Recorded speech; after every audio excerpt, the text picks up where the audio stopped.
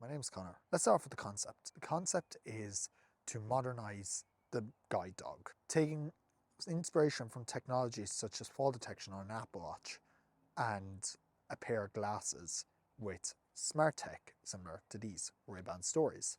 I wanted to take that and assist low-sighted and vulnerable individuals to live their lives more independently. Well, I've already mentioned the Ray-Ban stories. These were a prime catalyst in my inspiration for how to develop this project. I wanted something sleek, comfortable, long battery life, but it couldn't be something that people would be hesitant to wear. This device has to be easy to use. It has to be non-intrusive. So how I got about doing this was I picked up a pair of frames in the local opticians, and this was a very basic pair of frames, but what I had was enough space to integrate the fall detection and the object avoidance. How does it work? Well, I took an ultrasonic sensor and it uses sound waves to detect objects in front of it from 5 meters away, and it can notify the user via a text on their mobile device that an object is approaching ahead of them. I could only integrate one sensor with the ESP32. However, in future developments, I'd like to expand on this and add a second sensor, so you could say object to the left, object to the right. I'd also like to integrate image recognition technology. Now, I did look into this when I was developing the project. What could I do to integrate this? And it would involve machine learning, and it would involve lots of training on the model to make sure that it was actually working to its full capabilities, because obviously you don't want this thing false triggering.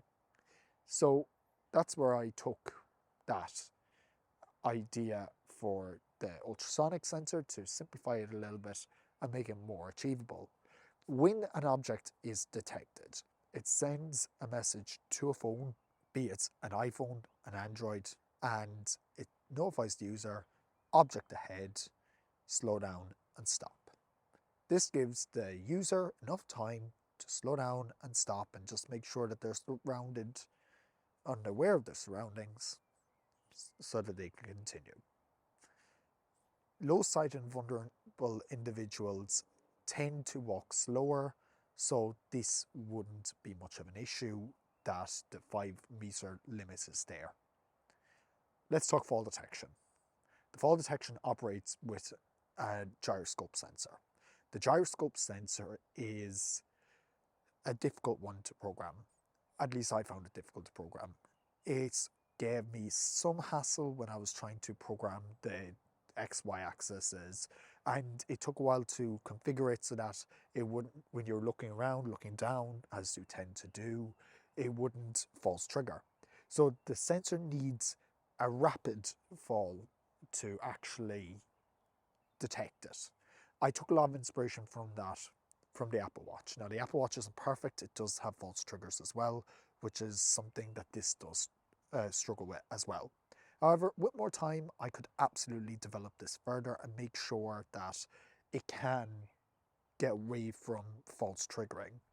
Machine learning could be implemented as well in future development to allow it to detect from previous falls if it's actually a fall, or if you could detect it was a false trigger and the system would learn from that. That's kind of where I want to take that element of it in the future.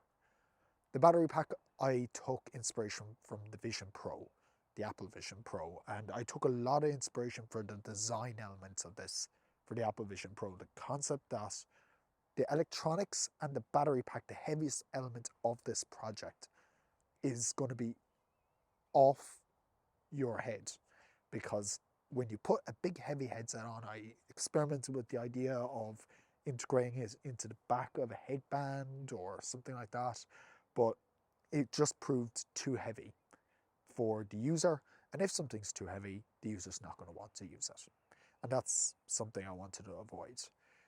Now, by doing what I did, you can disconnect it from the battery pack and the electronics if you need to charge the thing. So that makes it easier to control and easier to use in a daily setting.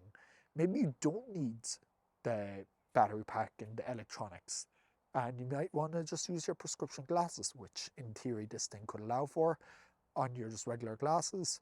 Then yeah, you could disconnect the battery pack and they wouldn't have any issues. I didn't minimize this as much as I could have. However, the battery pack is small enough that you could put in your pocket alongside the electronics, as I'm using an ESP32. The ESP32 was chosen specifically for its Wi-Fi and Bluetooth connectivity, which was crucial for this project to succeed, because I didn't want to be buying Arduino shields, and that adds to the space on the glasses and the extra bulk. This project had to be achievable by doing the least amount of electronics, shields and components. This project had to be as compact as possible, because you don't know the user that's going to be using this. So that's why I chose the decisions I chose.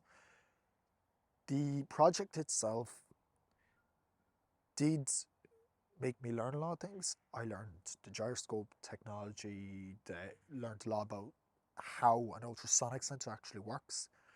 The Bluetooth technology I learned a good bit about. I learned a lot about developing an Android app. I didn't necessarily go with developing an Android app in the end myself.